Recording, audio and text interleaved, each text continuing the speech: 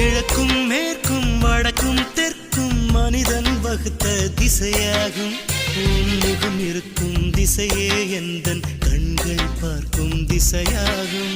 கோடையும் வாடையும் இலையுதிர் காலமும் இயற்கை வகுத்த நெறியாகும். உன்னுடன் இருக்கும் காலத்தில் தானே எந்தன் நாட்கள் உருவாகும். உந்தன் நிழல் அருகே ஓய்வுகள் எடுத்திடுவேன்.